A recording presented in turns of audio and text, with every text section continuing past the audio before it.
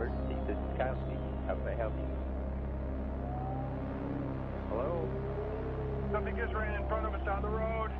Okay, the state police should be on their way in a few minutes. I don't know what the hell it was, but it was big. It looked like a great big dog. Is it a bear, maybe? Baby, oh my God. Oh my God. Sir? Hello? A giant, hairy creature, part ape, part man, seen many times in the rugged mountains and deep woods of the Pacific Northwest. The encounters have not always been peaceful. In our modern world of concrete and steel, we're far removed from the Indian lore of Bigfoot. It's hard to imagine any corner of our crowded world where a giant, man-like creature could roam free. Yet there's persuasive evidence that Bigfoot is real.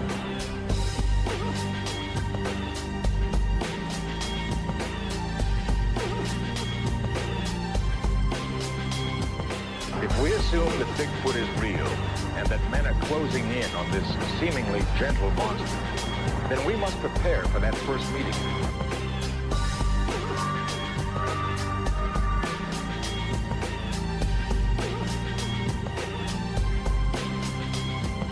To have eluded us for so long, Bigfoot must understand men very well. The burden will be on us to understand him. Bigfoot may well be waiting for some sign that we're ready.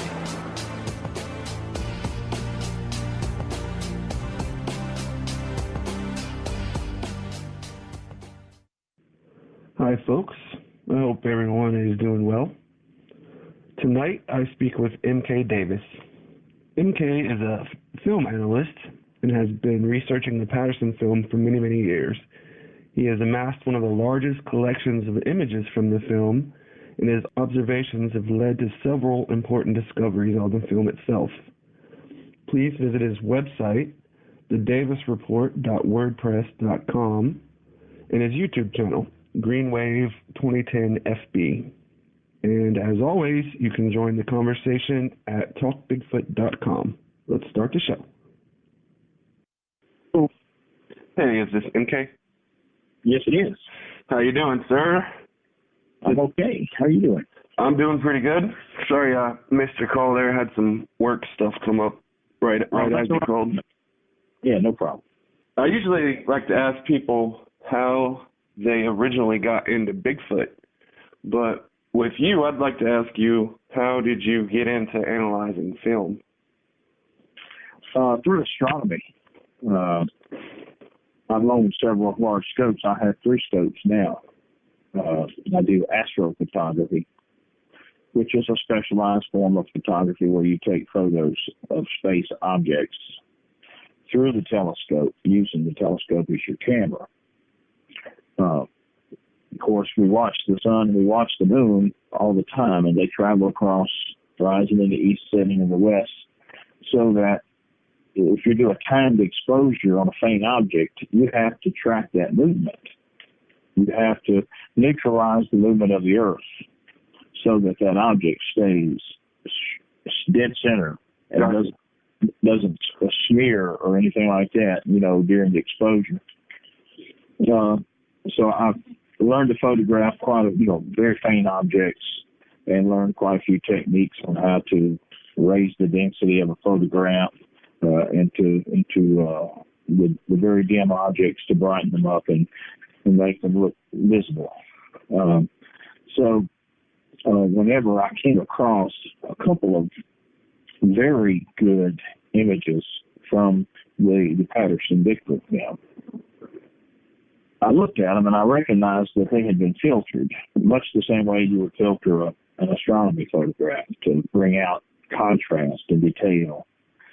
So it intrigued me, and because of its high quality, when all I'd ever seen of it on the television was a grainy, shaky film that it looked like a murk.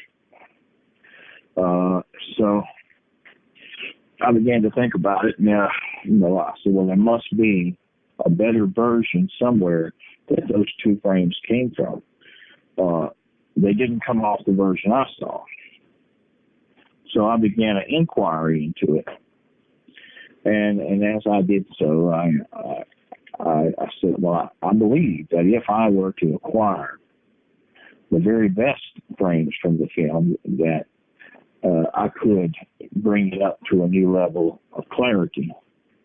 And in doing so, maybe perhaps the film would tell its own story. I see. So that's how that I got into Bigfooting. And it was really through the back door of the what was on the film photographically. What could I do to improve this film in astronomy? And it's proven true in other pursuits too. Anytime you're trying to bring clarity to a photo, that if you can raise it 1% in resolution, you will see approximately 10 new things. So, and it's held true every time I've been able to make an improvement on it. You know, then different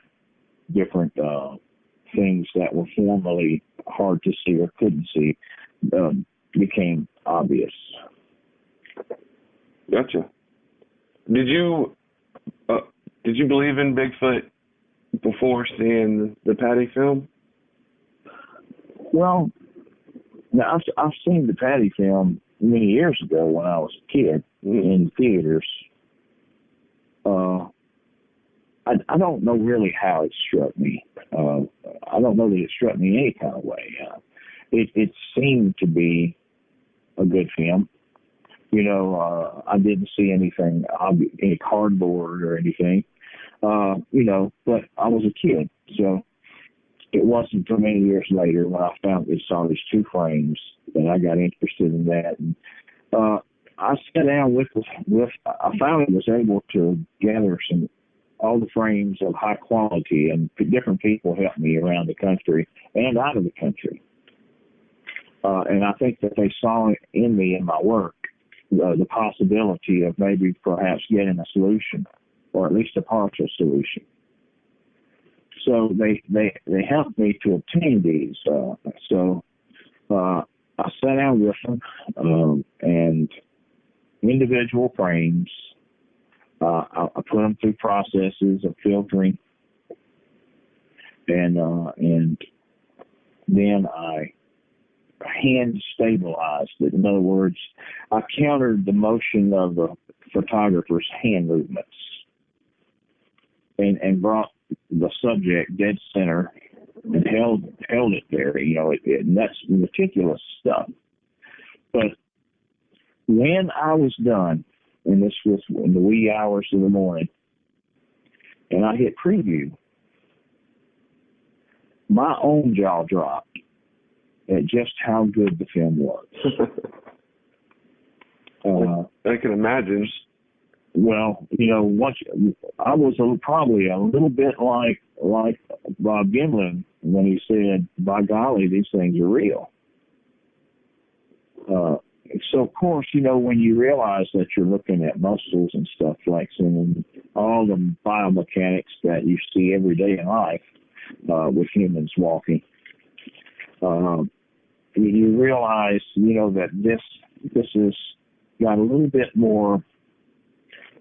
It's profound, is what it is. It almost compels more questions to be asked. Yeah. So, you know, it's led me down a journey, and at present, you know, I think I produced some of the very best versions of the film.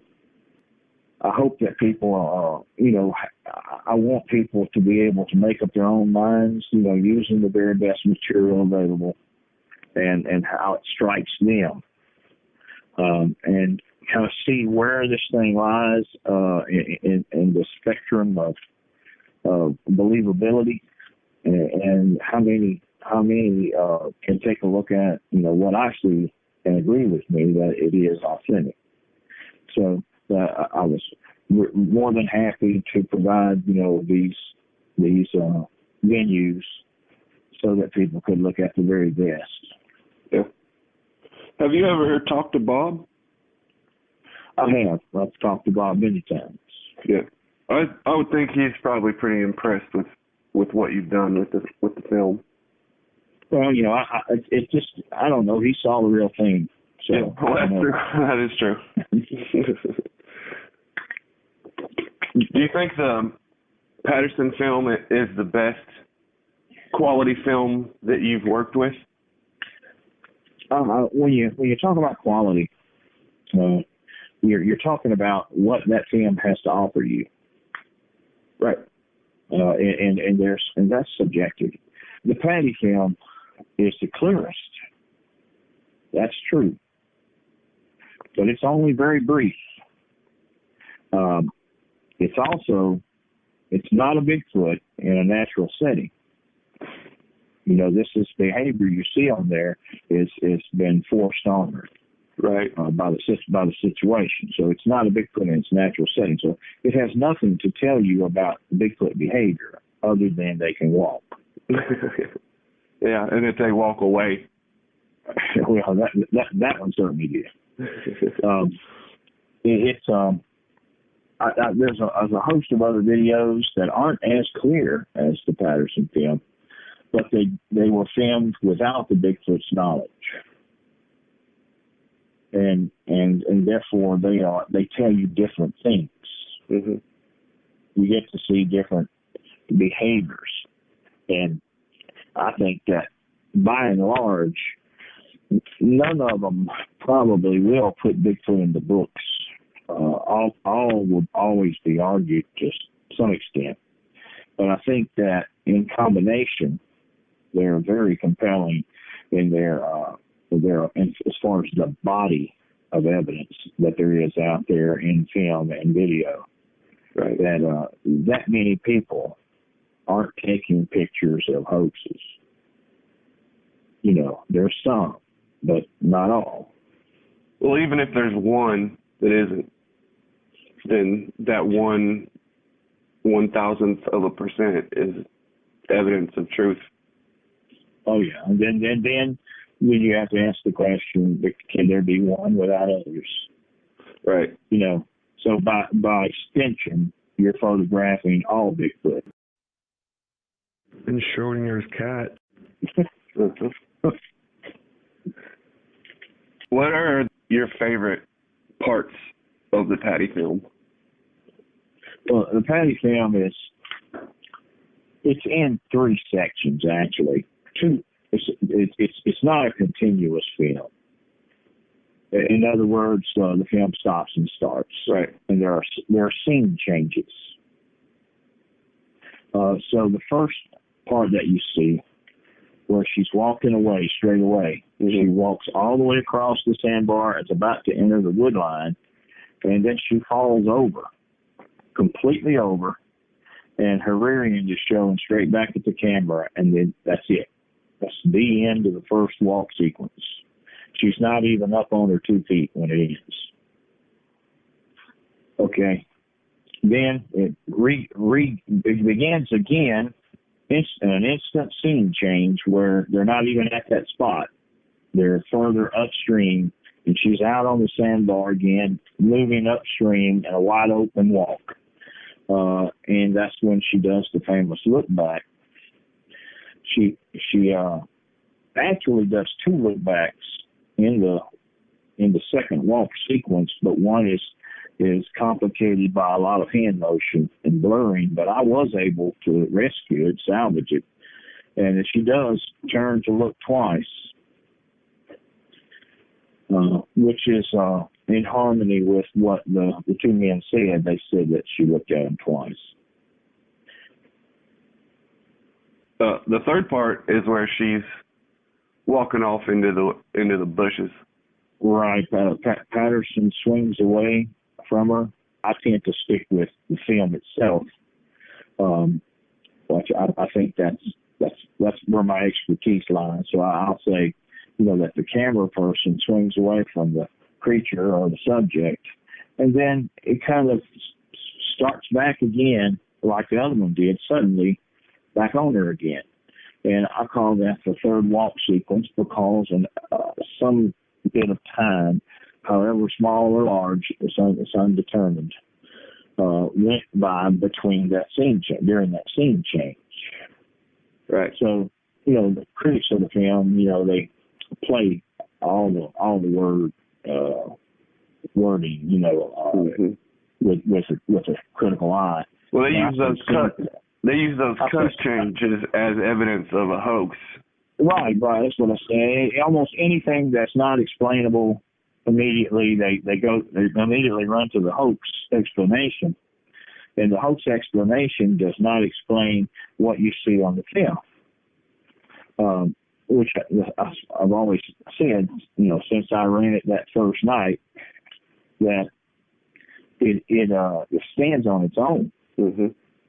It really doesn't need a story behind it, because you can see, a scapula moving up on the back muscles flexing, leg muscles flexing. The biomechanics, everything's pretty clear, and it stands on its own. It doesn't need help. But nevertheless, people, when they can't pick at the film because it's good enough to stand on its own, then they go to picking at the story and even picking at the character of the man. Yeah. So it goes back to there's such a thing as a belief system, but then there's also such a thing as an unbelief system, where people are naturally skeptical, and they hang with the skeptical view in the face of tremendous evidence to the contrary. So at some point in time, it becomes frivolous. It becomes just not useful to continue to be skeptic beyond all that good evidence. Yeah. They need to look for some other way to angle to go at the film, because their interpretation does not. At some point in time, a photograph becomes evidence. Right. While it's murky, while it's grainy, while it's poor quality, well, yeah, it could be this, it could be that, it could be anything. But when the better versions were found, and then they were improved upon by the digital techniques, well, at some point in time, you have to say, whoa, stop. Enough's enough. This is what it is. Right. Now, to find out what it is, that's the next step. Well, the burden is on the skeptic at this point. I mean, the evidence is there. They took the video, and it's out there for everyone to see. If you're going to say it's not what they're saying it is in the video, you have to prove that. Yeah, no one's done that. No one's done it. Right. There's never been a suit. You got Bob Hieronymus who says he was the guy, but that's not possible. Yeah, well, there's 1,000 reasons why he's not the guy, but from the time he first became a public figure, I knew he wasn't the guy, because he said that the sand was white. Yeah. Down there on the sandbar, and there's no white sand down there, but it will photograph white because it's a shale sand, and it's oily. It has oil in it, and in bright sunlight, it has a sheen, and that sheen will photograph very bright in bright sunlight. You can even take a picture of something black. If it's polished, shiny in sunlight, it'll turn out white. Right. It's the shale oil. The shale sand is, when it's very dry, is at best blue, and when it's wet, it's black. And as a matter of fact, the miners who came to that area to pan for gold, they call that black sand, and black sand was synonymous with gold, because that shale produced a lot of gold.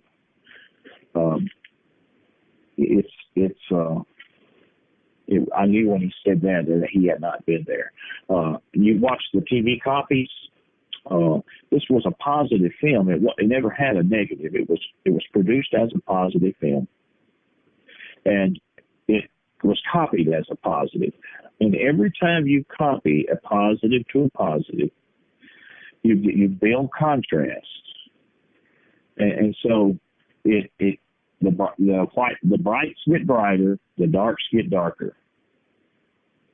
So that sheen that was in the original, that you could see the blue, becomes white after a couple of copies. And the copies that were produced for television were a couple of copies at least, and maybe more, down the line from the original. And they showed a white sandbar, and that's all he had seen was the TV copies. And he says he called the sandbar white. And I knew instantly he had not been there. Yeah. I don't know his motivations, or you can go into the motivations why this person would do that. But that him and Bob Gimlin were friends. They grew up together, and they were going to produce a movie. Roger Patterson was. For commercial sale, not a Bigfoot documentary, but an actual, for entertainment purposes, a movie. Mm-hmm.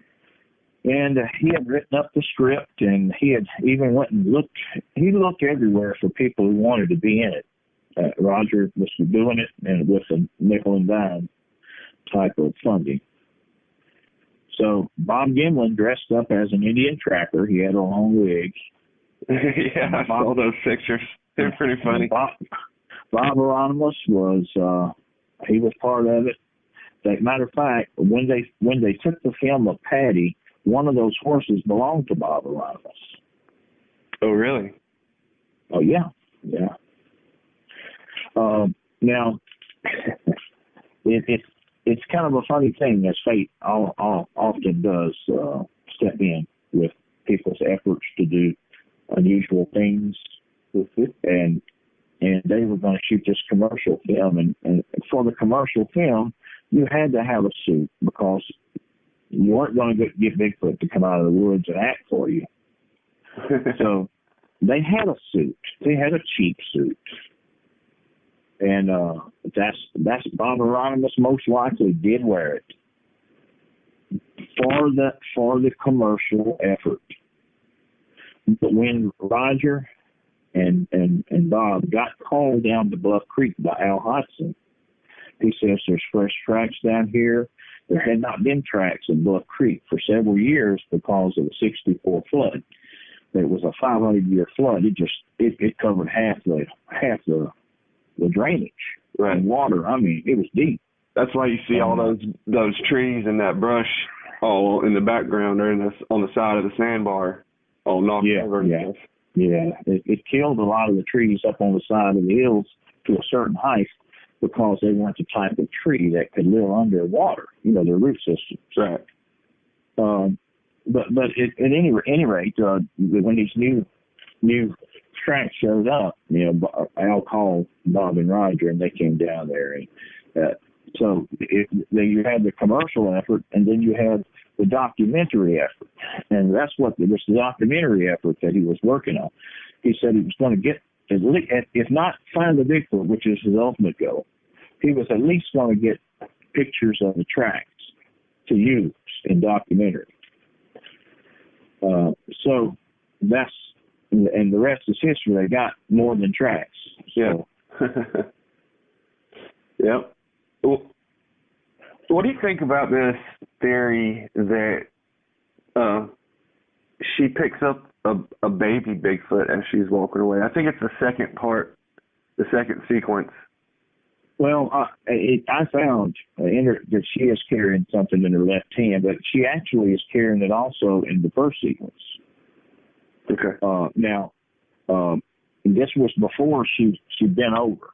So whether she bent over to do something with it,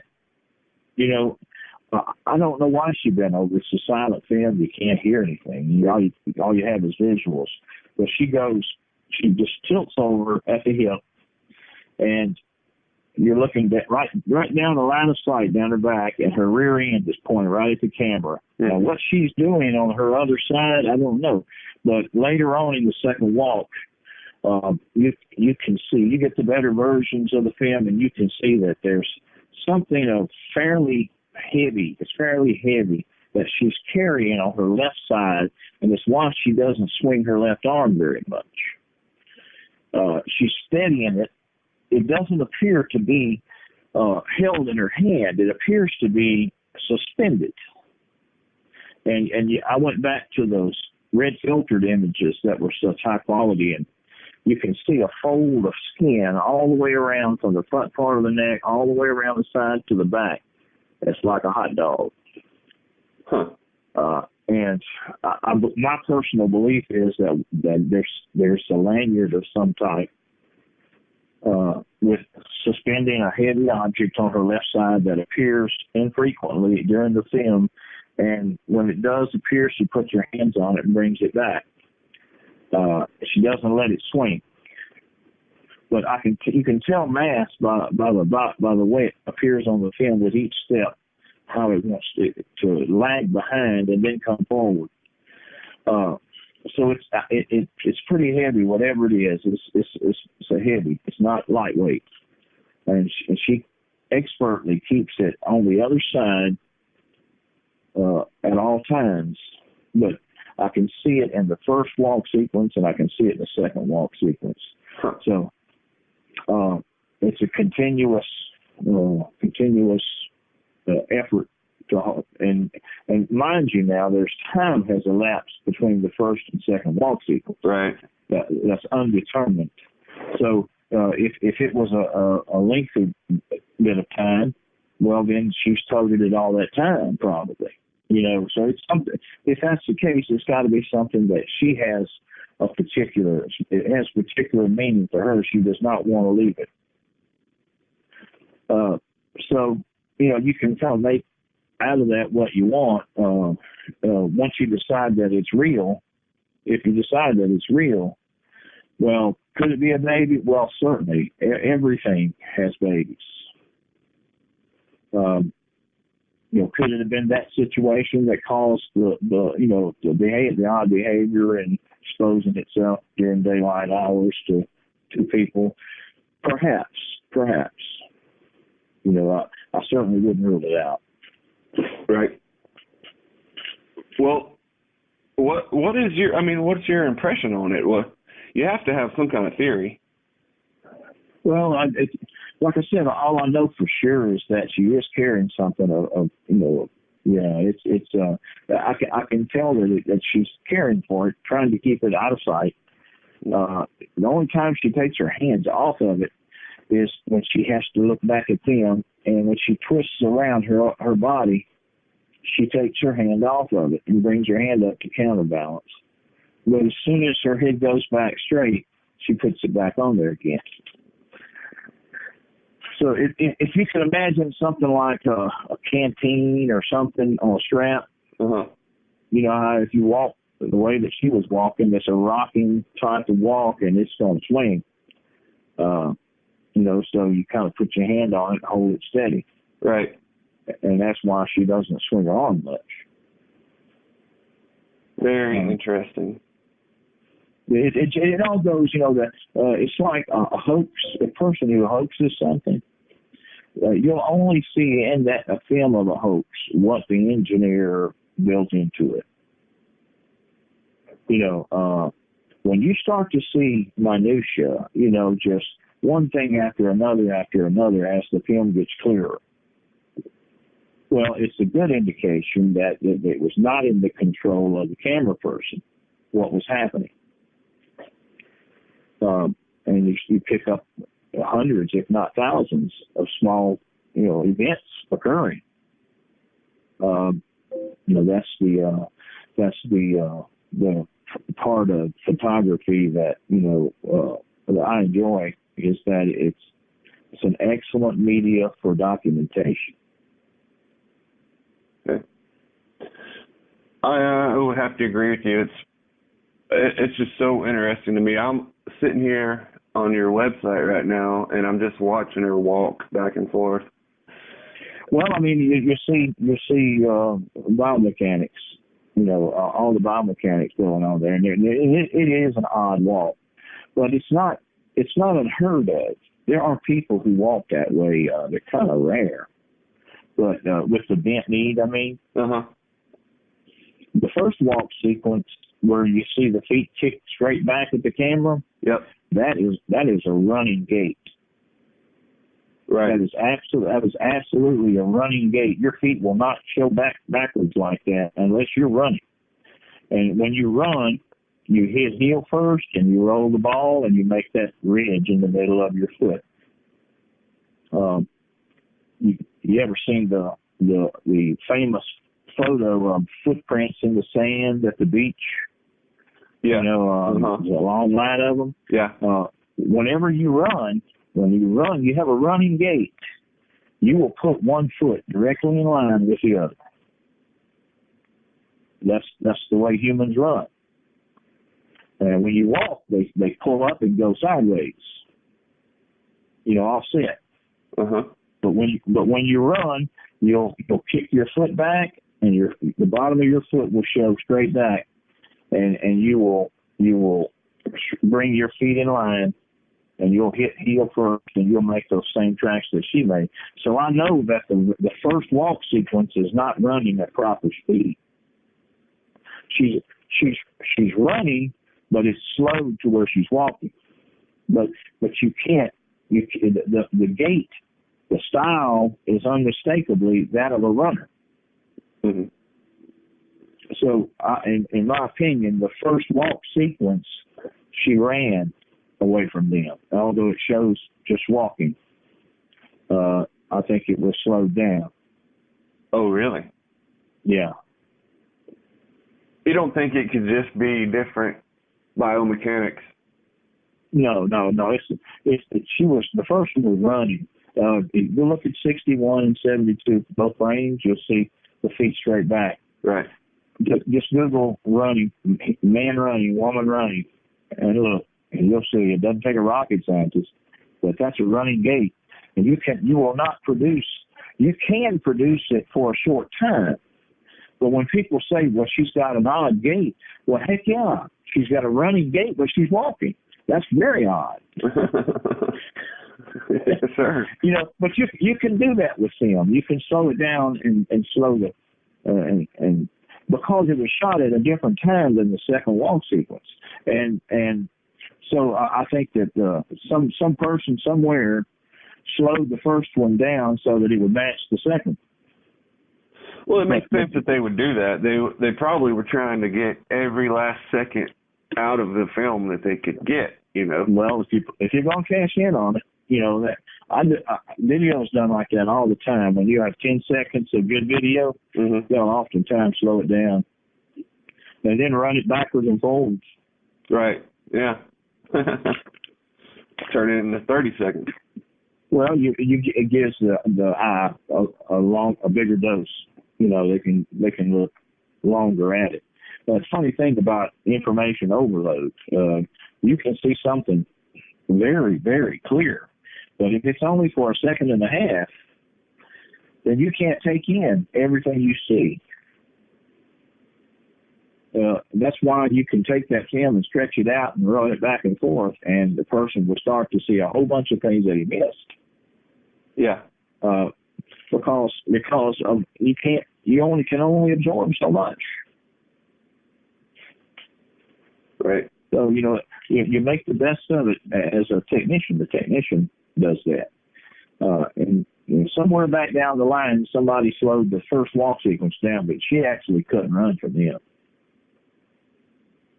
The second one, she was not. She was walking. You'll see it's a totally different gait. She's not kicking that foot back like that. Mm-hmm. What do you think about this theory that she got shot in the leg? Well, all I can talk about is film. The film, as far as what I can tell, that's on the table. Yeah. As far as what I see on the film, it's on the table. It's certainly possible. And you combine that with the fact that the two men both had guns. Mm-hmm. You know, you would think they would want a definitive answer. So if they probably saw this beast, this creature, they'd probably want to take a shot. I figure as much. You know, if you chase something for 8 years and it was still walking away, Roger didn't even know he had her on film. Right. You know, the film itself was iffy until he got it developed.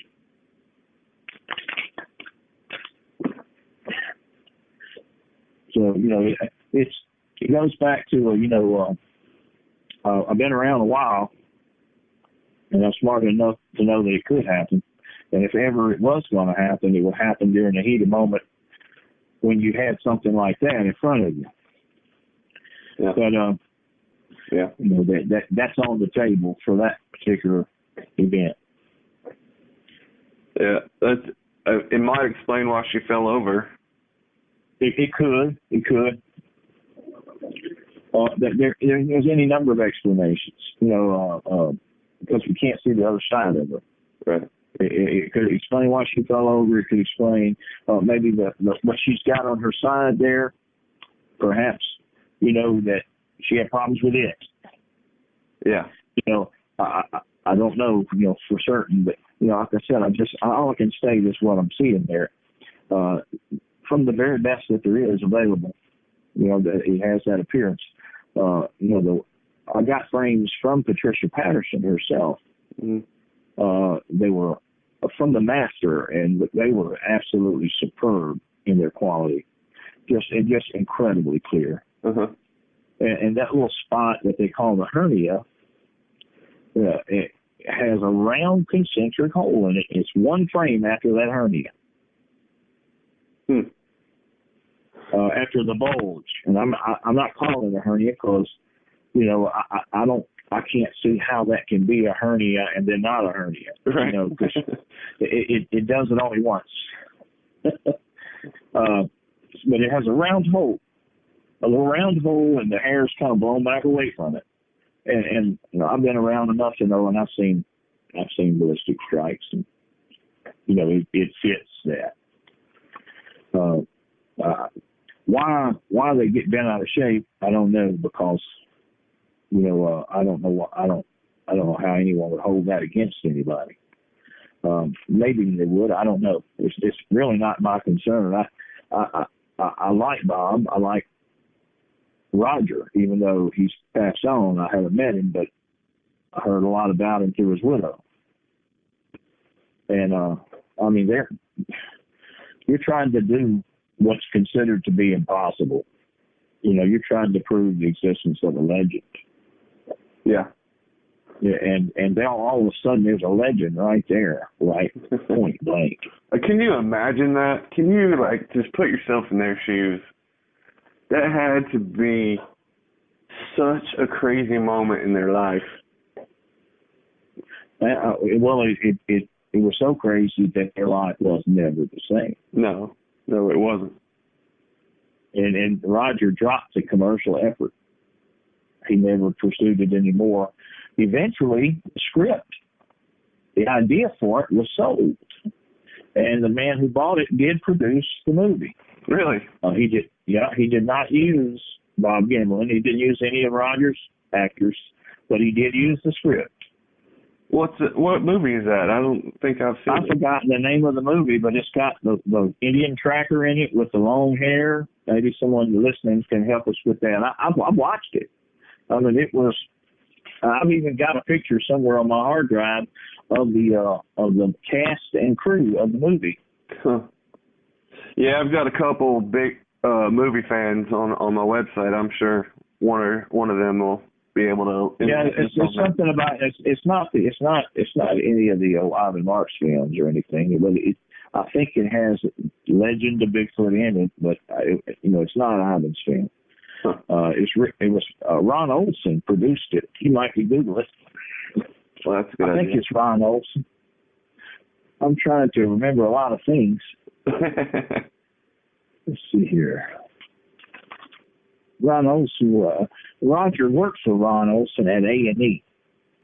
Roger worked for him for a short while, but it was with an effort to locating another Bigfoot to film. They really didn't want to use Roger's film. It's called Sasquatch, The Legend of Bigfoot. Oh, there we go. Thank you.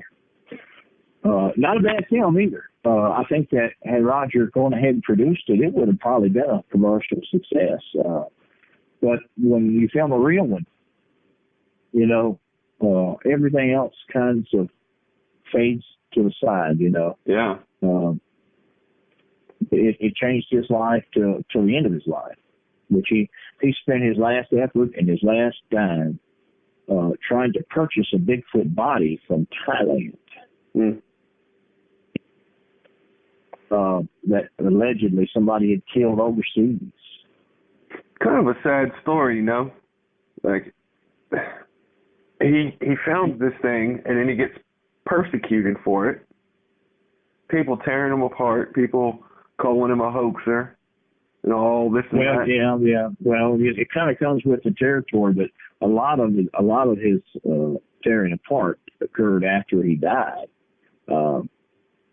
You know, when a person is deceased, they can't defend themselves. Yeah. You know, so you can say anything fair about him you want to say. I guess. I feel like that's not fair. Yeah, it was not fair. You know, I talked about it at length with Patricia Patterson, and you know, she shared some things with me. And when it all boils down to is that every one of these people get up in the morning, put their clothes on, and go out into the world like we do. Yeah. And they're real people with real problems, and they're not perfect. And when you throw into the mix something as fantastic as this Bigfoot film, well, then you're going to see behaviors that are unexpected. You know, it's such a touchy subject. It is. It's very touchy, and people are very passionate about it, but especially the principles involved. Yeah. But I've been to the site many, many times, and it's a special place. I mean, you can tell. There's a lot of Bigfoot activity down there to this day. Yeah. It's one of those places on the planet that you feel it as well as see it. I know what you mean. That's very cool. I think that's very cool. It's one of the places that's on my bucket list for sure. Well, yeah, they're cutting all the roads going down there, so you can't drive all the way down there anymore to it. But not anymore. You have to do some hiking. Yeah. You know, I'll be glad to draw you a map where to go. But, you know, it's be prepared for some physical. It's also got the highest density of bears anywhere in the United States. Well, there you go. That's a whole different thing.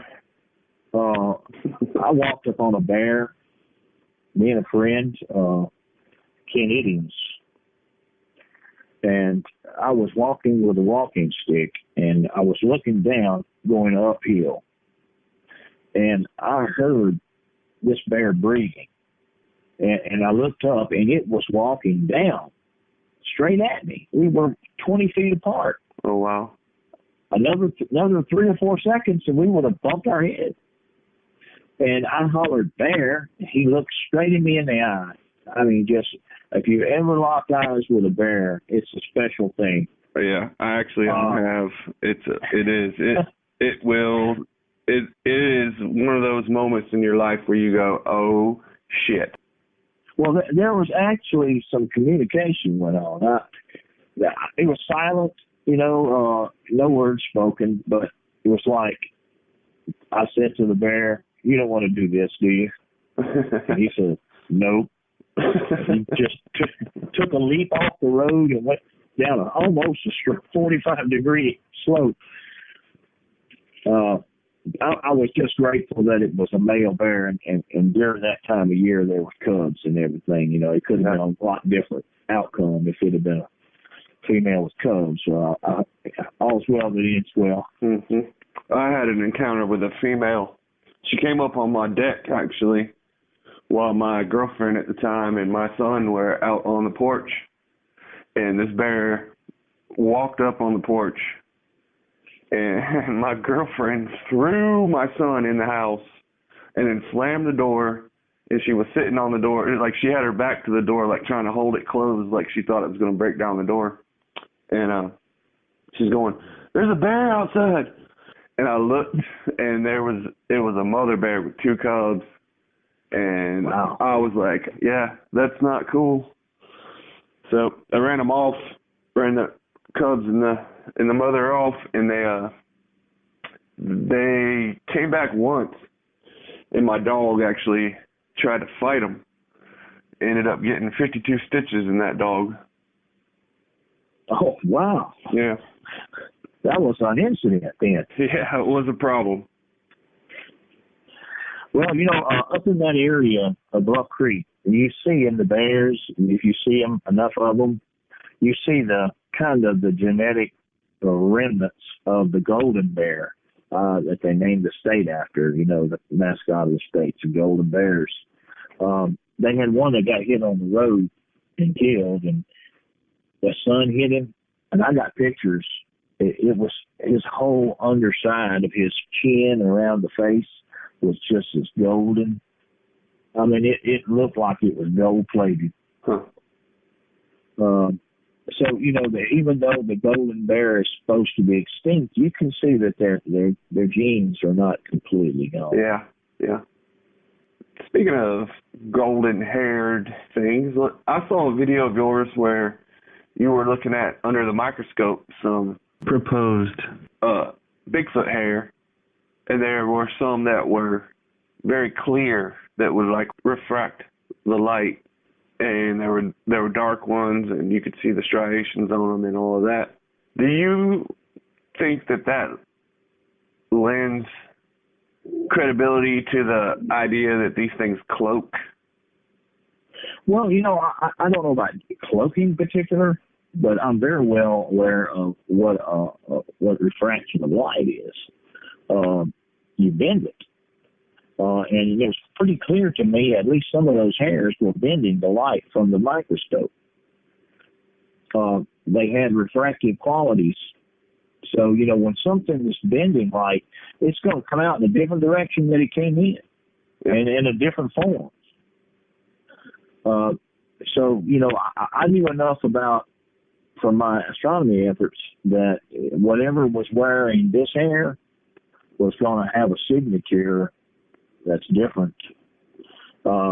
It's going to be, you're going to see, it's going to be a mixture of dark light, but also not necessarily in other words, if you're looking straight at him, if he changed a little bit, if he changed his angle a little bit, the refracting moves, it can actually disappear on you.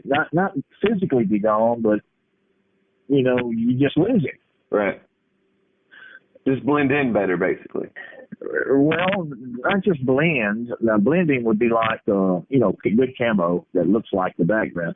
This would be some of the background actually from the sides and up above, and actually striking and coming around and bending, coming out at you.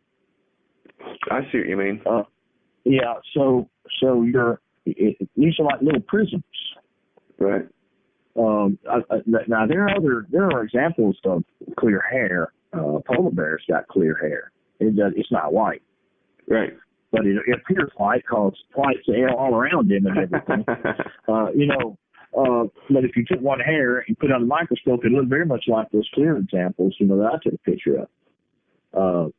And some of the shafts were like modeled. They were had spots on them, the streaks, and some parts were clear, some parts were dark, some parts were light. All of that combined, I'd say, with just one heck of a camo kind of a motif. Right. I can understand why a Bigfoot could hide, given if that's a Bigfoot hair, which it seems likely that it probably is. Can I ask where those came from? Because I wasn't real clear on that from watching the video. Well, I didn't tell anybody because it's confidential. But, oh, I see. Yeah, it was at a Bigfoot sighting that it was picked up. I gotcha. So it's just private.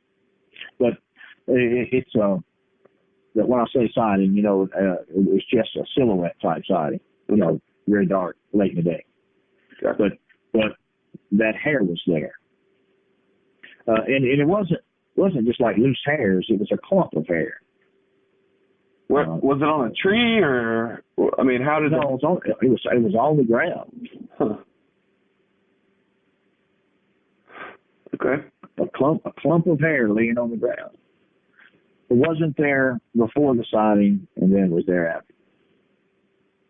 So it's as good as you're gonna get, as far as without going to a Bigfoot and pulling it off. Yeah. Which I think he'd probably object to that. I think he might.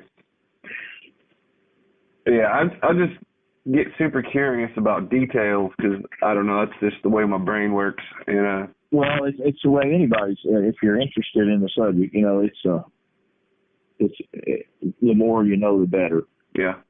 Yep. I was like shocked when I saw that. I've gotten to where I take a lot of people's hair samples and photograph them for them with my microscope, and I was really shocked. I don't think I've ever seen anything quite like that. Yeah, it's definitely something I've never seen. I don't claim to be a hair expert or any of that, but well, I'm not either. I'm sort of. I just doing the technical work, but I've seen enough now that I'm beginning to pick up a little bit of expertise. Not to the point where I'd say I'm a go-to guy, but I've seen enough, that I can kind of tell if I can tell from one or two hairs, that if they had a full head of this hair, what their hair would be like. Yeah. Well, it's good to always be learning, Well, it's just knowledge that you may or may not ever use. Yeah, but I do it as a favor to people who somebody goes out and walks the walk and finds something, they need it photographed. I'll definitely do it for them because, I fully support research. When people are trying hard to get something solid on this. That brings me to two questions, and my partner, her name is Wendy, and she has a recording of a growl that she asked me to ask you if she could send to you to analyze. Well, I'll be happy to do it. I may or may not can find out exactly what it is, but I certainly can, clean it up and put it in a more understandable form. Well, that would be perfect because that's what the problem is. What's recorded doesn't sound like what she heard. Well, that happens all the time. That's especially if it's far away. Yeah. The night air is a funny thing because the people that record at night, night air will layer up. And when things get still, the wind stops blowing, and it starts to cool, it'll form what they call inversion layers. And when you have a cold inversion layer on top of warm air, it's a very distinct boundary, and if sound gets in that boundary, it can travel for miles. Yeah. And not lose much. During the Civil War, that happened several times. It changed the outcome of the battle, or maybe even averted the battle. One case, they heard soldiers marching, and they thought they were fixing to come into town, and they got ready for them, and the soldiers were 20-something miles away. Wow. But it got in an inversion layer, and it just carried it down that far. Carried a long way. Wow. That's pretty crazy. My other question was, do you ever get out in the field, or is it strictly technical work for you? Well, I do enjoy going out. Like I said, I've been to Bluff Creek a lot of times. I've been investigated a lot of stuff in Nevada, down in Texas. I've been a lot of places. I've been up in Montana and Wyoming and Idaho and Arkansas and Louisiana. I mean, just the list goes on and on. Since I've done this, well, at some point, you know, you got to make a choice of whether you're going to pursue or whether you're going to just back off of it. Once I became pretty convinced that they do exist, well, you know, that makes the decision a little easier, you know, if you're a curious person, because at least you know you're not chasing the wind. Right. You may be chasing a legend, but there is a legend out there. You know, so it did get me off my behind and out from this on the computer, and I do step out into where Bigfoot roams. Have you ever had a personal encounter? I'll say yeah, I have. Although, you know, not to the extent that of the Patterson film, you know, not that clear, but I've seen them at the Patterson film site. I saw what I'm convinced is one. I could see its figure through the brush, but it whacked a limb. I mean, a tree knot, or what they call a tree knot. Mm-hmm. I mean, it was. The first thing we saw were rocks stacked in the creek. Okay, we walked 2 miles in from the Bluff Creek Bridge, so there was no one else down there. So I saw that the rock stack had wet sand on it. So I knew whatever stacked it had just stacked it. So we proceeded on, and we got all right at the film site, and it was all grown up in willow saplings. And found on the other side of the brush from us, right alongside the base of the hill, was a tremendous. I mean, it had a concussion and a resonance to it. I mean, it was somebody. It was hit with. It was the whatever it used to hit the tree with also was sizable. And I got down real low and looked up through the brush, and I could see it making its way up the hill at an angle. And the friend of mine that was with me, he said he could hear it mumbling. But my ears, I've had a lifetime of working around industrial machines, and they're not what they should be, and I didn't hear that.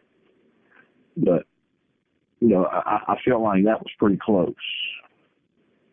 And then in Louisiana, one ran in front of my truck, and I had a truck full of people in the back. Well, I say full, it wasn't full, but it was 3 or 4 guys in the back and one person up there with me, and he was talking to them through the back glass.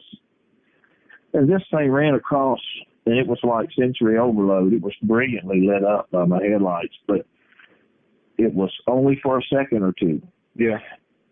And it was on all fours and running like, I hate to use the term like a rabbit, but it was bringing its back legs up way forward. And I guess it must have weighed about 100 pounds. It wasn't really big. Huh. But I turned to the other guy and I said, "Did you see that?" And he said, "I caught it right before it went into the woods." He did see it, so I would have been very upset if I had been the only one to see it. I can't imagine that would be. I would be very pissed if I'm driving and they're talking in the back and I see a Bigfoot and I'm like, "Hey, you saw that?" And they're like, No, missed it." I would be pissed. Yeah, well, you know, there's a lot of things that remain to be ironed out in the Bigfoot world as far as the nature of Bigfoot, because Bigfoot is a very homogeneous name. Yeah. It gets applied to a lot of things, and when you break them all down, really, I feel pretty strongly that you're looking at different things from different parts of the country. Are you there? Yeah. No, I was going to ask you that actually about whether you thought there were different types of them. Yeah, well, the one I saw there in Louisiana was certainly not patty. But, there again, I didn't get very much to see it. But it was definitely, the thing that was going through my mind was no match found. Yeah. I couldn't, it had the running style of a rabbit, but it was no rabbit. I mean, it was big. It had an oval-shaped head. I remember that the head was oval-shaped, and the feet were long and narrow. The backs, I saw them very well. I didn't see anything quite like that again until I saw the Whitey videos. Yeah. When I saw the white one bring his feet forward on all fours and bring his rear feet forward, I said, well, there you go. Mm. What color was the one you saw, though? It was so brilliantly lit up, it's hard to say because, like I said, even dark things can appear light colored. Yeah. If it's brightly lit. Right. And I don't think it was white by any means, but it certainly was lighter colored. And it tried to keep us, but the grass was tall, and you couldn't see anything in the grass at all until it came across the road. That the dirt road that we were on, all the grass was worn off. So I had the distance, right there in front of the truck, point blank range. Uh-huh. It had stayed below grass till it got there. If it had not been for that particular fact, it would have gotten out of there with nobody seeing it. Right. Well, these things are smart. Like, they have to be smart. Why the hell do they always run across the road in front of cars? Maybe they want to. I don't know. I don't know the answer to that. Along with intelligence comes curiosity. That's true. And they'll try to see what they can get away with sometimes. I don't know that any of them's been killed. I know people have hit them. Yeah. I know the late Scott McLean. Did you know Scott? He passed away a couple of years ago. No. I'm pretty brand new at this. He hit one in the Carolinas, actually. He died in California, but he lived in the Carolinas at the time he hit it. And it didn't kill it. And he didn't stop. Yeah, I don't blame him. I think if you hit one, it's probably going to be pretty upset with you. Well, I think he was in a convertible, too. Oh, no. I'm going to have to find that story. That sounds interesting. It's probably on the net somewhere. Scott McLean? Yeah. Okay. A real good fellow, too. It was a real shame. He died of cancer very early, sooner than he should have. Mm. Well, that's too bad. I like talking about Patty, and I want to actually ask just one last question, and then I want to talk about the Sasquatch altercation video, the bread tosser. Some people would say that with the Patty video, you're beating a dead horse, that it's already been gone through, and some of those same people are actually taking your findings and using it as your own. Bill Munn. Yeah, I know it. It's not something I particularly care for. Yeah. But I think it kind of comes with the territory. Well, I just want to give you a chance. What would you say to those people? Well, I mean, I just say, if you come up with something new and you present it as new, and I presented the very same thing 12 years ago, what are you doing? Yeah. why are you doing that? I don't mind working with people. I give people their due credit. And I'm not the only one that knows tricks and the tricks of the trade. I'm sure there's other people who have got their own things to bring to the table. I'm a very generous person. I try to be. But when you see something that's pretty obviously, hijacked, I don't particularly like that. It should be better people than that. I don't blame you. I feel like if we can't all work together on this, then we're all working against each other. I agree. I think that when you're properly yoked to where you can all pull together in one direction, and that you get things done. There are obstacles to move that are hard to move, and without working together, you're just stuck. I think that this film, when I started this film, people were saying, well, it gave me every technical reason in the world. But Henry Fernbach wrote like a 10-page paper on why you couldn't do anything with it. But it was all based on bogus information. I've been doing images for a very long time. And I know certain things about images that if the original footage wasn't good enough, you could not produce this frame here. So that told me that there was a good version of this film that's much better than anybody's saying. And I started a search for it, and it was a worthwhile search. Do you think that the government knows about Bigfoot and is trying to cover it up? Oh, for sure. Yeah. Well, I'll just think about this now. Down at Bluff Creek, you had a timber cruiser down there by the name of Lyle Laverty. And timber cruisers are responsible for marking trees to be cut. Right. These trees are old growth trees that were worth a lot of money. And after the 64 flood, there was a lot of timber that was in the creek bed. And they gave these timber companies permission to go in there and get it out of the creek. And Lyle Laverty was supposed to be marking every tree they could take. Okay. He's famous for having photographed the Patterson subject's trackway. As a matter of fact, if you look at some of the one that Dr. Meldrum uses a lot, that's got the hump in the middle, it'll say underneath Laverty photo. Okay. Now, Lyle Laverty has since gone on to become Deputy Secretary of the Interior. And that's the government. Wow. Now, does the government know? There's no excuse for them not knowing. You just blew my mind with that. How did the government not know when he was there? Oh, man. That is really interesting. It's I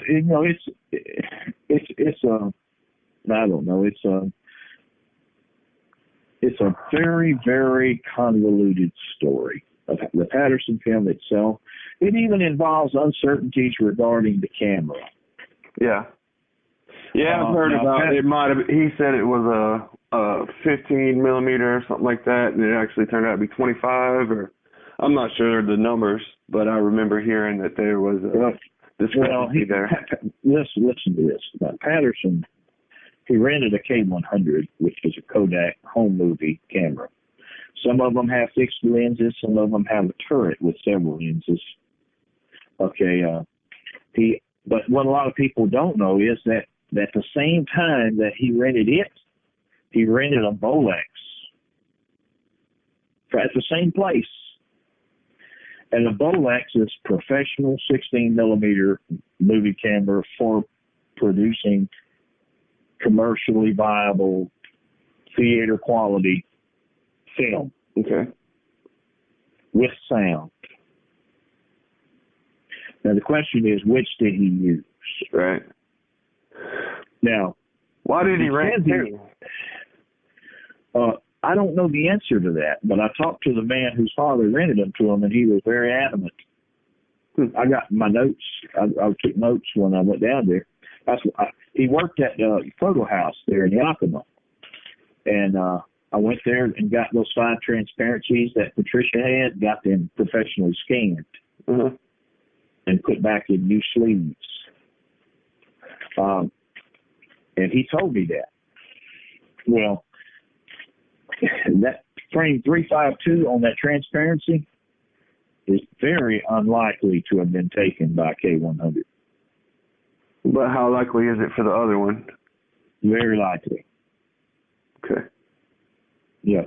So that's why when I started out, people were saying, "Well, you can't do this, you can't do that because he used this, and it only makes a 1.8 millimeter, that blah blah blah." And I'm saying, "But you're telling me all this, but I'm seeing something different."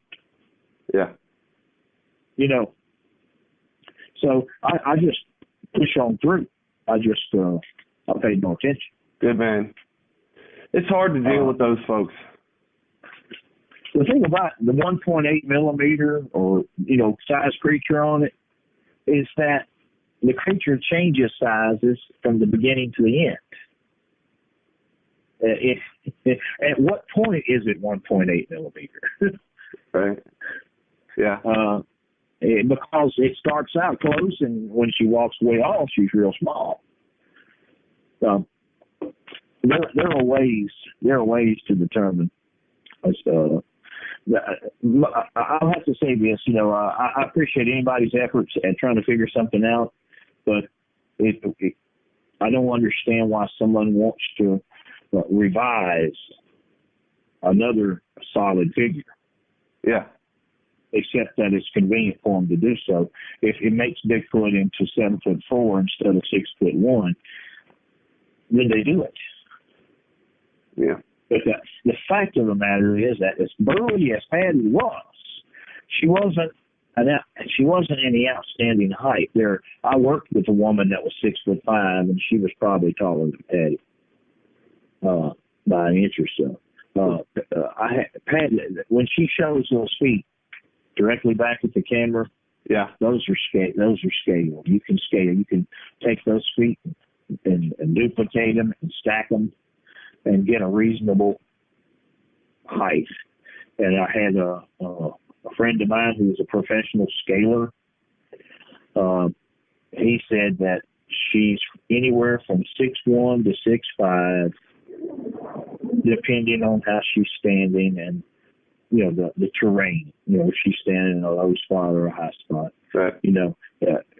She's certainly not 7'4". She's about what they said she was when they first interviewed after the film.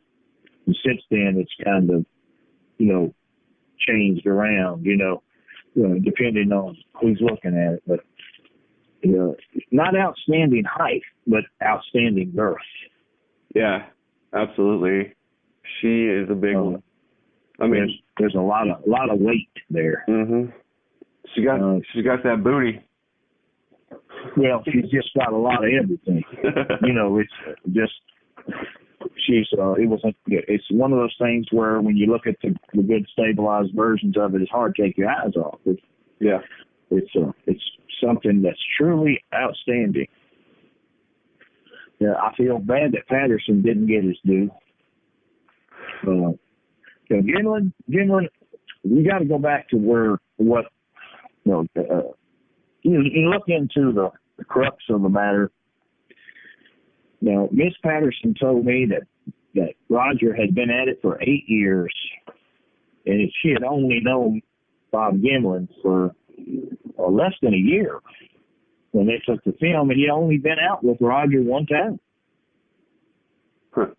So that's why he said, by golly, these things do exist. I mean, it was surprised him. But,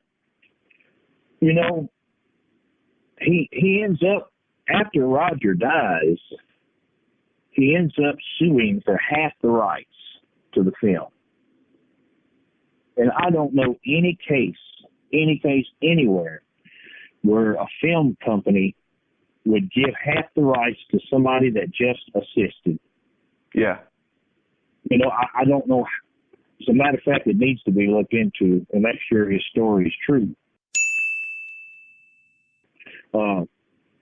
because when I looked at some of the paperwork on it, it says that the rights were awarded to him and his wife, Judy.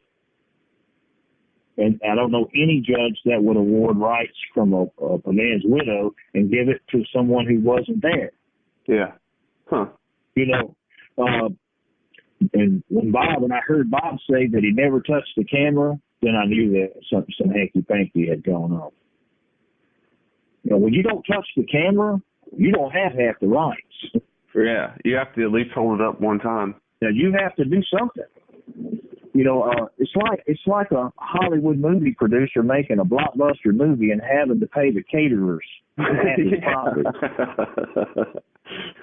His limo driver, basically. Yeah, and I understand Bob wanting to get a little piece of the pie there because it's been 35 years. No one ever heard of him.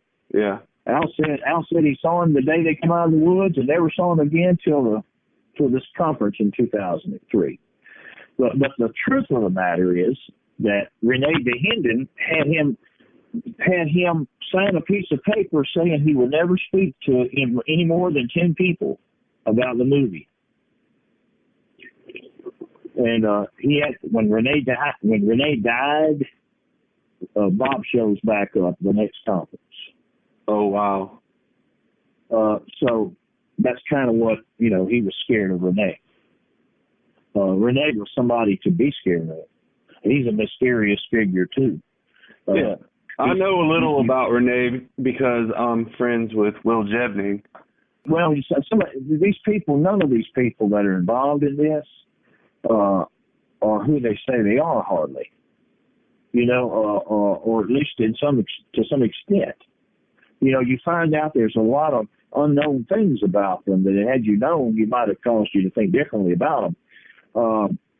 Rene says he was just he had abandoned his family. He wasn't supporting them at all, and he was living by himself in a trailer and chasing Bigfoot every day. Uh-huh. But according to Ivan Sanderson, in that first interview in February in Argosy magazine, Rene DeHinden was a 20-year officer in the Canadian Forestry Service. Huh. Now, ask yourself, why would the Canadian Forestry Service be paying somebody to hunt Bigfoot full time? Yeah. And he was at the point of retiring from it. Nobody even knew he was an employee. Wow. Well, see, that's why you say the more you dig, the more you find. But you're not finding that the film is a hoax. You're not like the skeptics. They find this is wrong, that's wrong, it must be a hoax. No, it's quite the opposite. You're seeing people take extreme measures to get in the loop. Yeah. I mean, extreme measures to where they threaten to kill people and stuff.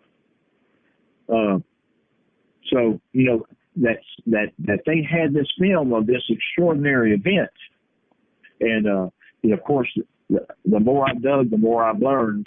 So I know a lot more than I'm willing to talk about. But I don't know. Like I said, I don't really know how much I care. Because I deal in images. Yeah. Once you get to a point where you know what you know, you don't care what anybody else says or what they say they know. But that can be bad. That can work against you because then you don't change your ideas or your beliefs. As new evidence presents itself, then you're stuck trying to fit it in a square hole. Well, not exactly. I really, not you per se. Yeah. I'm just saying in general. Yeah, the third person. Yeah, but it's one of those things where there's a dark side to the filming. Things like that don't normally happen, and I think if you stay around in this long enough, you'll know and understand that Sasquatch don't walk out there in front of you in broad daylight for no reason. Yeah. That something truly outstanding took place there. that gave the world this peephole look at a living, breathing, I'm not sure, something from a long time ago, still living in those rough hills. Yeah. So, it's how they got it. I know I've been around in life long enough to know that sometimes people get these outstanding things because they don't approach the problem in a normal way. And sometimes it's fate itself that brings it all together. But once it happens, then you'll see a host of other people try in some way to be a piece of that equation. So they struggle, So I don't understand the motivation there. Like, why? Hendon says, I had nothing to do with this film, but he owns half the rights. That was the rights that were owned by Patricia Patterson, the widow of the filmmaker. Well, I heard that he bought the rights. If you can afford $10, that's what's on the paperwork. I got the paperwork. Oh, really? He paid $10 in considerations. Oh my goodness! That's what it says. $10 in U.S. money, and that's where he has Bob Gimlin agreed never to talk about the film to more than 10 people. Goodness. So you got the guy that was there agreeing not to talk about the film to the guy who said wasn't there. Holy cow! That's why the story. You have to just sit back a little bit and say, well, it's possible somebody might not be telling the truth. Yeah. According to that paperwork I got, Bob Gimlin, it was to last forever. It didn't expire. So he felt like he was safe to come out, and talk. Well, Renee DeHannon's family isn't going to enforce it. No, they're not. They're not going to. Actually, if anybody does, they could get in a whole bunch of legal hassle about is the film actually copyrighted or not. Yeah. You don't want Patricia, the widow of the filmmaker, to have any problems. Right. In my opinion, she should be. It should all be hers. No one should have been able to even go and get any help. It's if you have the original, you're gonna have sound. Yeah. And if you have sound, you're gonna see a lot of things that's not on the one made for public consumption. That's very true. So it when it comes right down to it, it's going to be a web that kind of reaches out into the Forestry Service. It's going to reach out into the logging companies. And it's going to reach out, and it's going to actually even reach out to Roger and Bob, and not to mention government. Tourism and travel. Right. It's a web of not everybody behaving as they should. Right. So the whole reason the film is in the form that it's in now is so that part of the story cannot be discerned by watching the film. But there are other sources, so that's true. I have a good understanding of the film, and I'm getting a good understanding of the people involved, and like I said, they're all human. And nobody wants trouble. Nobody wants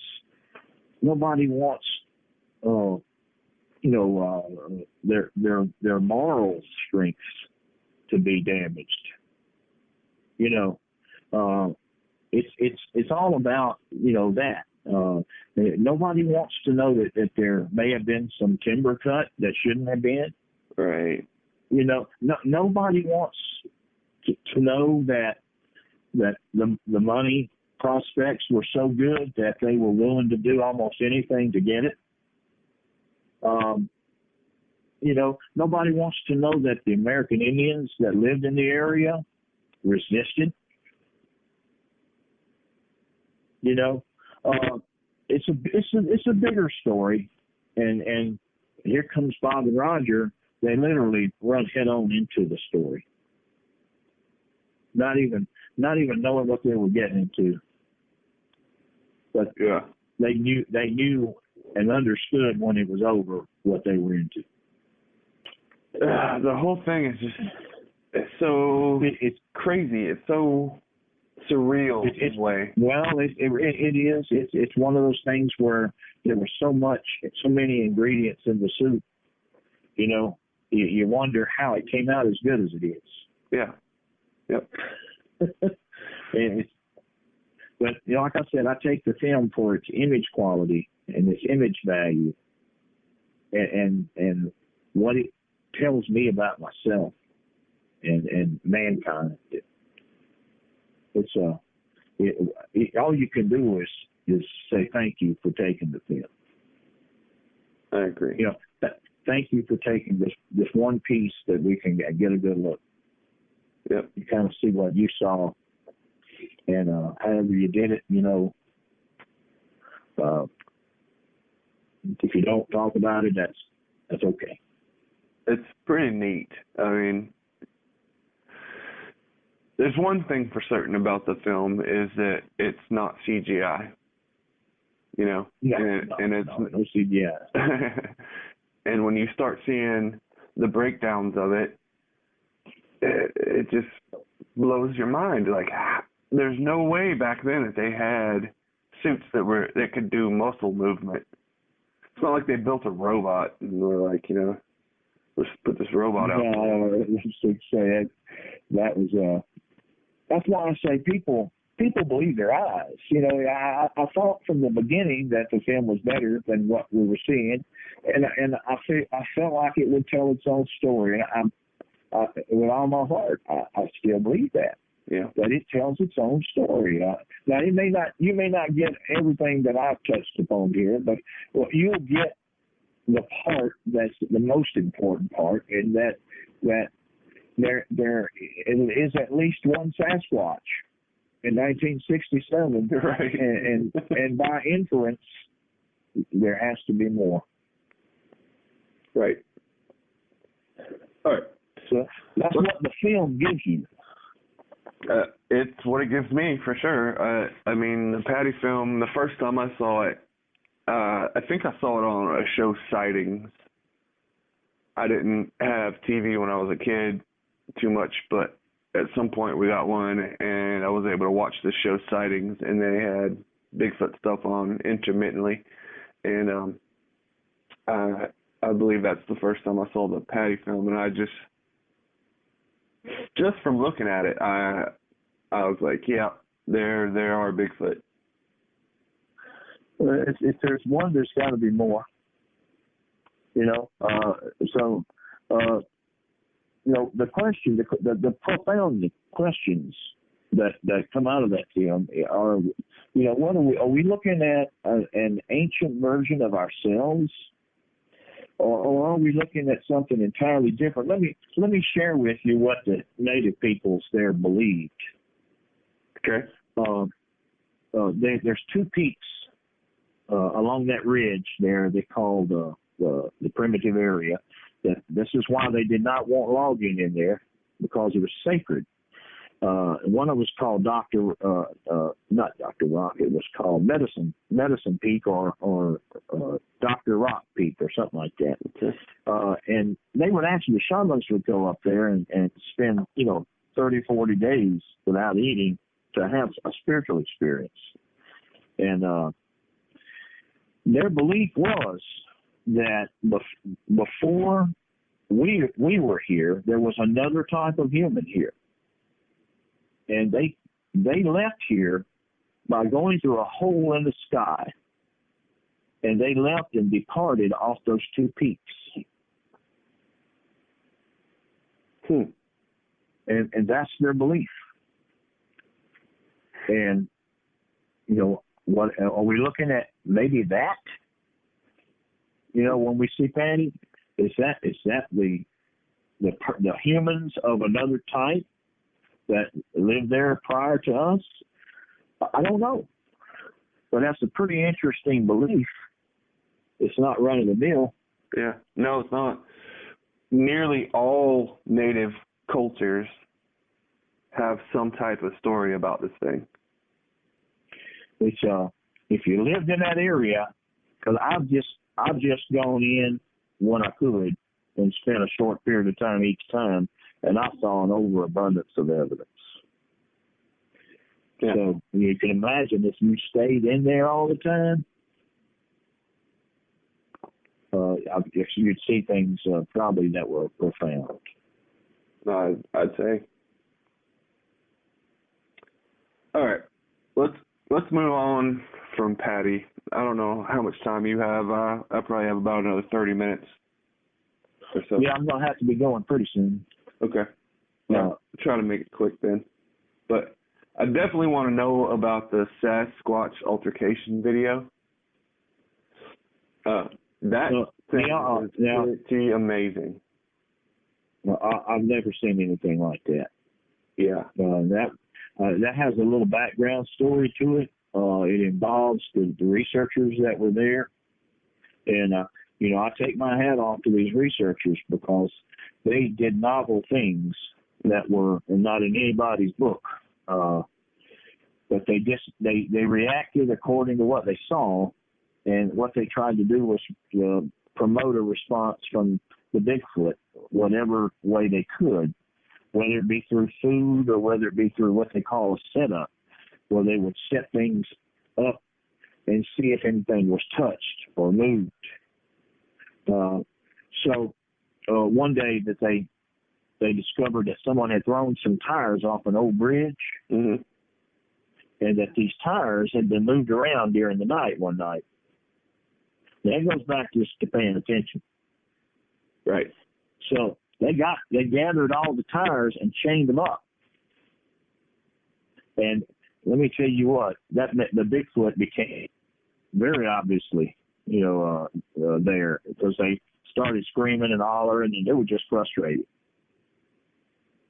And for them, those tires meant something. I mean, they were very meaningful things. And I don't know what a tire means to these guys, but they wanted that chain out. Yeah. And so this back and forth with these tires went on for a good while. And they were slowly moving these tires from way out in the woods, closer to the house, closer to the house, closer to the house. and they chained these tires. One time they actually climbed up in a tree and hoisted the tires up into the tree. And the entire tree was pushed down. And the tires were gotten off of it. Another time they chained it to a bodock tree. You know what a bodyark tree is? Yeah, I do. I think a horse apple, people call them that, but the wood is extremely hard. I mean, you can't hardly cut it. And they spent all night, but they broke that tree down. And got them off of there and kept them for a week and then brought them back. Oh, these things are jokers. Well, yeah, and so they got them where they got them up into the garden behind the house. They were in that garden. And the fence jumper video, mm-hmm. and several other videos, the altercation video, were all related to those tires. They had them chained up to a stake where they couldn't be pulled away. And those guys they got bold enough that they would run out there to the tires, and if they heard anything, they'd take off running. And they just go at it all day. So it was a game. It was probably like a game for the young ones. Well, they got to where they filmed it because these things were savvy about the cameras, and they got to where they were filming into a mirror, and that's when they started getting good video of everything. And that's such a good idea. I mean, hats off for that, because filming into a mirror is that's. Well, you can straighten everything out, and by processing. You can just flip it. It's of course they weren't even thinking about that. They were just thinking that this is the way to do it because they're going to think but they had the camera pointed the opposite way Right. So they did all their shenanigans behind the camera, but they were being filmed. Mm-hmm. That's genius. You saw this light color one and the dark color one go at it, pushing and shoving, and then when this one came out, they ran like jackrabbits. Right. I mean, with this big one, I stood there. I promise you, there's no. I mean, you always have a little room for error, but even with that, this thing was way up there in height. How big? Over 10 feet. Over 10 feet. That couldn't have just been a perspective thing. Like, when I look at it, I see a 10-foot tall, over 10-foot tall thing come out of the woods and scare the little ones off. But I have to wonder I had myself photographed at that spot or pretty close to it, and I was being photographed from where the camera was. Okay. And I'm so much smaller that it couldn't be all perspective. Do you have those pictures? I do. Would you send them to me? I will. I'm just so curious about this kind of stuff. I'm not trying to discredit you at all. Believe that, please. The perspective thing, I explored that. Every angle I knew how to explore it. Yeah. From actually going to the spot myself. I went right to the spot where the fence jumper went over. That's a 5-strand barbed wire fence. Uh-huh. It's nearly up to my top of my chest. Yeah. And I watched. Cool. I've got a really good picture that was taken at the time that the film was taken. A still picture that shows that fence running along the garden there where the fence jumper runs stooped over at the waist, almost on all fours, and goes down that fence line. Yeah. And his back is level with it. Heck, it's up nearly to my eyes. Wow. If he straightened up, there's enough comparison stuff there to make a person realize that these are extraordinary things. It was as far as and a lot of people were thinking that these videos were taken by the landowner, but they weren't. They were taken by researchers. And they're all still alive. The landowner died. Where were those? In East Texas. Yeah, that's what I thought. Yeah, I was telling you about my partner that's going to send you that growl. She's in East Texas, and there's a lot of stuff. I've seen enough stuff from East Texas to convince me that there's definitely activity there. But I tell you, it's not quite what Patty is. I get the impression that this is more of an animal type.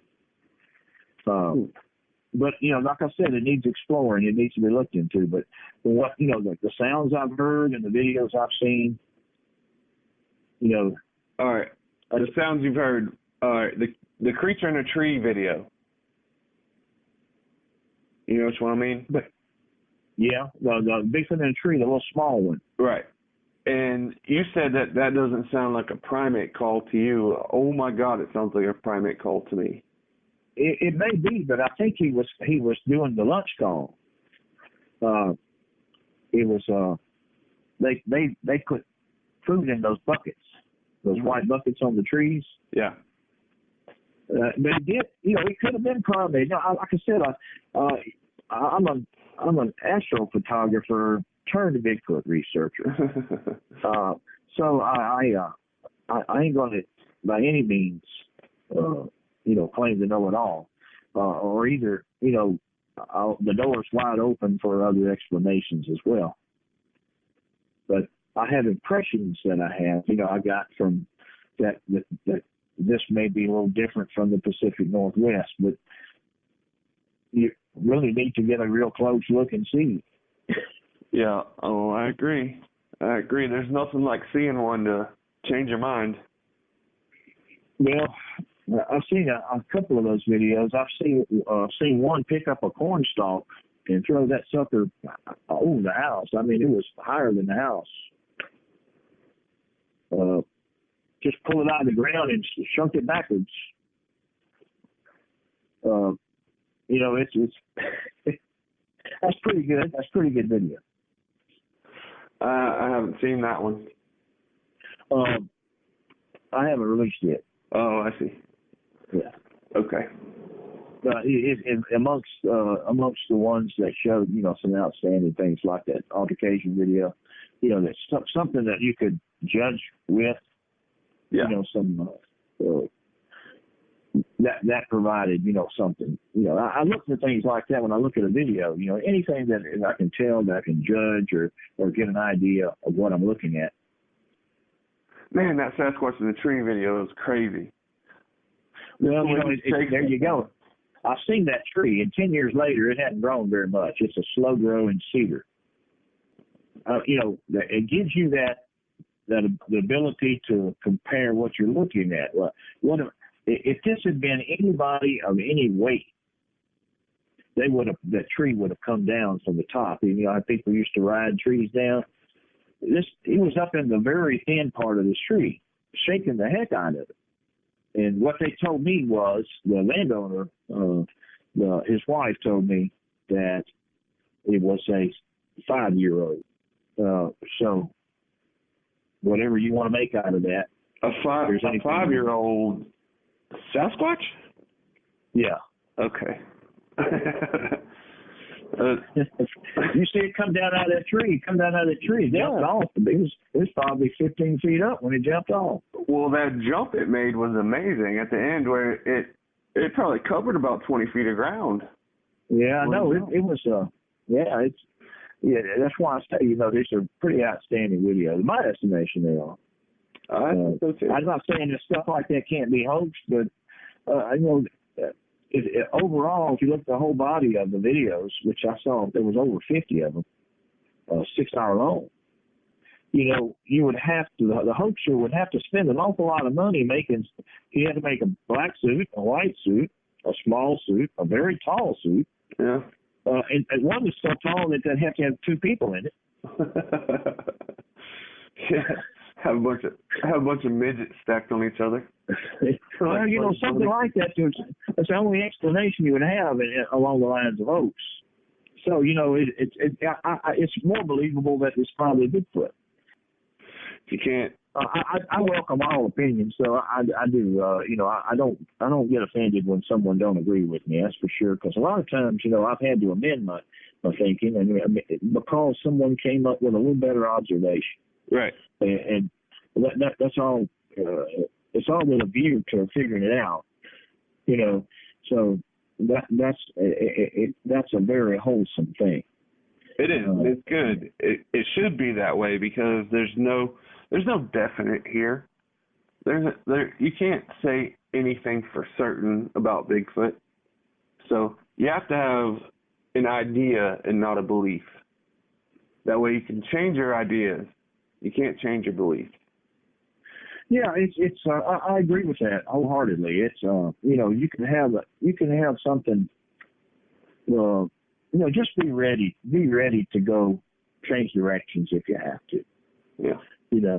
Because we don't. This is something there's not that much known about it.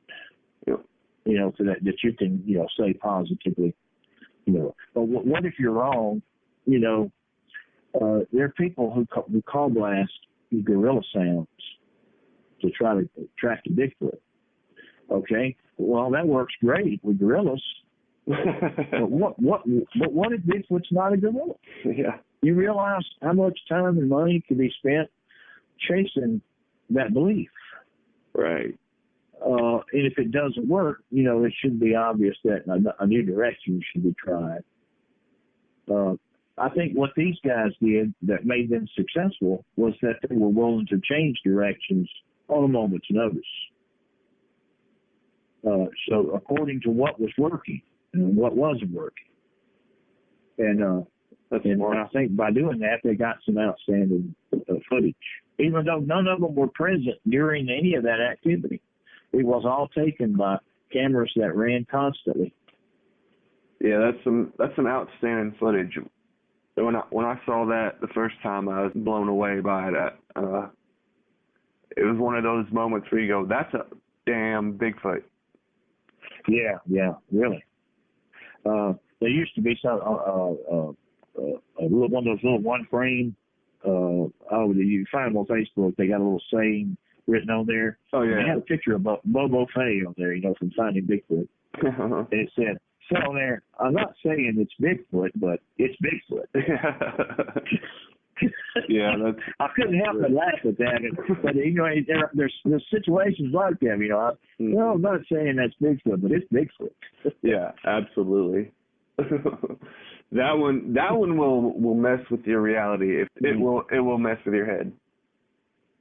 It's some things on there that physically, and really that's what we ask for. Well, when we say bring me some evidence, you ask for something that's outstanding or beyond what a normal human could do. Right. That would make you think this is something that's not a human or not a normal human. And I think those videos deliver on that quite a bit. Yeah, I'd have to agree. Tell me about the bread tosser. Yeah, at first I thought that was a bottle. Yeah, I remember when the video that you did of it came out, and I remember thinking it was a bottle too. Well, I talked to the man who actually took the video, and he said, "Oh, that's not a bottle." He said that's a loaf of bread. And he said he normally put Snicker bars in there. And one time he didn't put a Snicker bar, he put a loaf of bread. And this thing was ready for a Snickers bar, and he went up to it, and it was a loaf of bread. And he threw that thing. He chunked it. He wanted his sweets. Yeah, you can tell he wasn't pleased with it. Mm-mm. Well, in my estimation, and I admire these guys what they did, but I don't think they should have done it. I don't think they should have fed Bigfoot and used tires to get him to come to the house. And I think that all that, it was an element of risk to it. But all's well that ends well, and they gave the world those videos, but I don't think it was a safe thing to do. Is it bothering them now? Are you still in touch with those fellas? I am in touch with one in particular. Is Bigfoot giving them a hard time nowadays? Don't think so. I don't think so. He got out of Bigfooting for a lot of years. After they finished their research there, he said he was done. He had some conflicting thoughts about it religiously, and he got out of it. But happily, he's back doing it again. He thought the whole thing through and decided that that he would restart, and so. But he's not in the same place. She doesn't want anybody back on the place because her husband's deceased, and she's not totally comfortable with him. At the way they have him coming on the place. Yeah. She really don't want him to get to that point. Yeah. Yeah, I wouldn't either. Not being. I assume she's probably out there alone. I wouldn't want to be. Yeah, I can fully understand that. Absolutely, I can too. Yeah. We don't really know that. We don't own the night. That's right. We intrude into the night sometimes with the lights and sometimes with FLIRs, but even with FLIRs, you don't own it. Do you think they see infrared? Based upon those tapes, yes, because there's some good evidence on those tapes that they do. Yeah. When they left some food in a ice cooler, and they had the camera on that ice cooler running with the night shot with the infrared light on, and they would not enter that cone of light. Matter of fact, they walked backwards up to the cooler. They only showed their back to it, and reached across the table and pulled that cooler out of that cone of light, and then they got their goodies out in the darkness. Huh. I don't know why they would do that unless they could see it. Yeah, it makes sense. It's weird though, because there aren't. If you think these things, I don't know if you do, but if you think these things are a primate, I do, or a hominid, there's not many hominids that can see infrared. So it's like, how do they? Well, a primate, almost all the primates, well, not all of them, but a lot of them are diurnal. They go to bed at night. Right. The great apes do. They have smaller primates like lemurs. Lemurs, yeah. All night. But I hate to say anything that categorically because I don't know. Yeah. No, but it's fun to speculate, and that's all I'm trying to do is just. Yeah. I wonder because I think there's like maybe one lemur that can see infrared that has eye shine out of all the primates that are out there. There's one. So you wonder how this big, huge sucker is in our country and has the ability to do that. The lemur, like it's in Madagascar. That's like one of the most remote places where evolution and natural selection could happen. So how does it happen here? I don't know the answer to that. No, I know. I'm just trying. I know. Those are part of the profoundness of the subject, and that's one of the reasons why you watch Patty go do her walk over and over again, because it's a profound thing. Right. It brings those questions up. And we're a curious species. Mankind is. We're interested in who we are. There's no species like us that asks those questions, except maybe a Bigfoot does. I don't know. We have to push on and get some kind of situation where we can find these things out. That's why you and I and a host of others are even bothering to do this. Yeah. It's a lonely vigil. Sure is. But if I didn't see light at the end of the tunnel, I wouldn't even try it. But I think that there is room for progress here. So, it's worth putting out that effort, that the pressure. You ever seen a blade of grass come to the asphalt? I have. With steady pressure. Yep. What do you think it's going to take for mainstream science, let's call them, to take a actual look at this?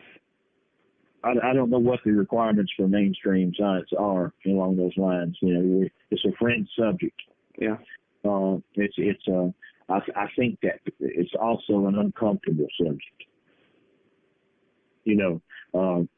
If you mess around with it as an academic, you're going to start to slide away. Right. As far as your credibility goes. And, you're basically committing suicide. It's a lot to lose. Yeah. It's better left for folks like you and me, who have less to lose. Although losing anything is sad, but it's I think that at some point in time, it may jump at least from the netherworld of paranormal maybes to some scientific academic study. Right. I don't think that, as much as Dr. Meldrum has tried, you can't carry that kind of load with just one person. There has to be a host of people that are willing to do what he's doing, so that that they won't deride that person. Bindernagel too.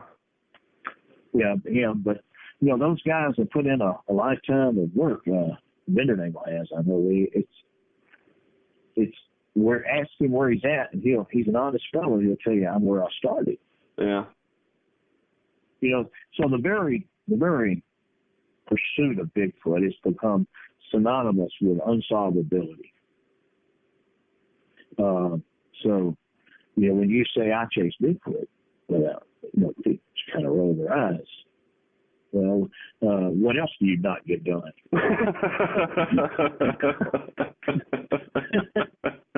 Yeah, I didn't mow my lawn today.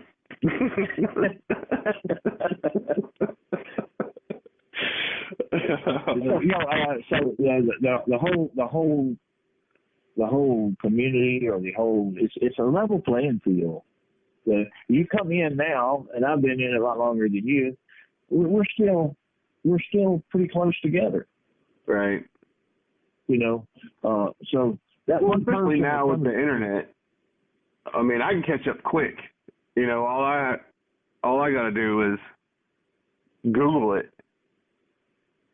Where 20 years ago, that wasn't even possible. No. You just still have to be a little bit beware, a little bit of Google, because it's subject to whatever anybody puts up there. Yeah.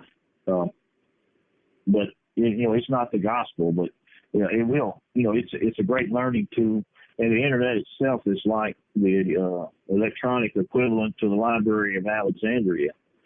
All the known knowledge of the ancient world was in that one library. Right. And burned down. Yeah.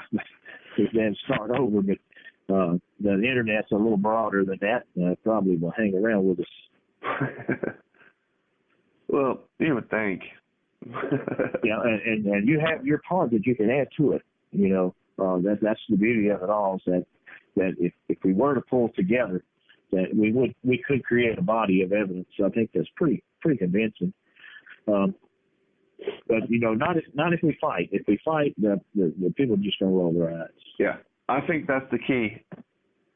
Am I breaking up? Because I'm getting like 8. No, okay, good. I hear you. I think that's the key right there. Is we all have to accept each other's differences of opinion. There's some people that are going to believe Bigfoot's supernatural. There's some people that are going to believe it's natural, and all in between. And we all have to come together and stop criticizing from the inside, or else we're just going to eat each other. Well, I mean, just what makes a person think that it's supernatural? Ask him a few questions. Let him talk. He'll let him say what makes him think that, and then the next fellow may think it's gigantopithecus. Well, what makes you think that? Right. Those are all valid. You give somebody problem solving has always been a matter of process elimination. You take all the possibilities and you eliminate them. You take what's left and then look at them again, and the new ones that come in. And there's always a eureka moment when a discovery is made. Everything that we have, everything that we enjoy in modern society has always been as a result of somebody's eureka moment. And that one person that put everything together. So by all means, dialogue is you if you campaign to keep somebody quiet, that's a shameful thing. Yeah. No, it doesn't matter, because if he's not if his thoughts are not accurate or whatever, that can be brought to bear later. You know, you put it up there. To hush somebody up because you disagree with them is not conducive to learning. No, sure, it's not how problem solving gets done, and Bigfoot is a problem. So it will. There's a solution to every problem. Right. Yep. It's doable. Anyway, I probably need to let you go. I got to get going. Yeah, I got to run too. I really, really appreciate you doing this interview with me. I had a great time.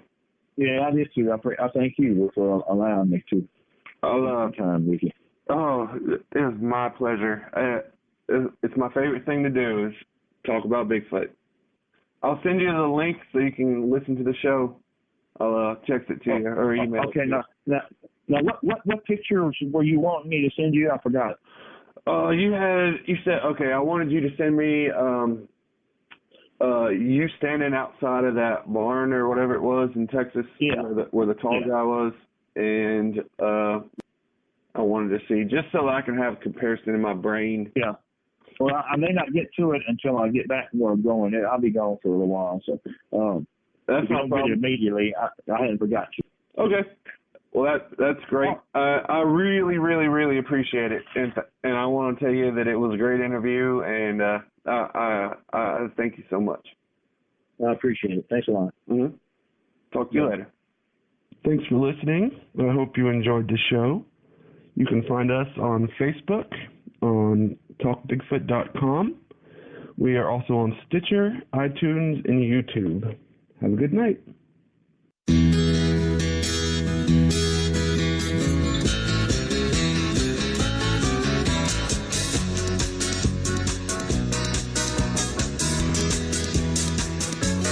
When I think back on all the crap I learned in high school, it's a wonder I can think at all. And my lack of education hasn't hurt me none. I can read the writing on the wall.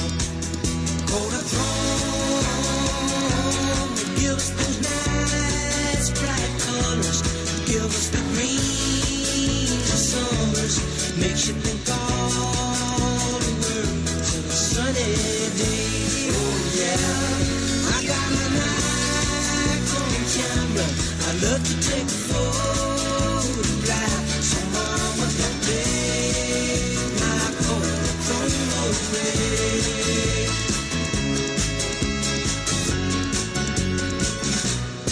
If you took all the girls I knew when I was single, brought them all together for one night, I know they'd never match my sweet imagination. And everything looks worse in black and white. Kodachrome, they give us the nice bright colors. They give us the greens of summers. Makes you think all the world's a sunny day.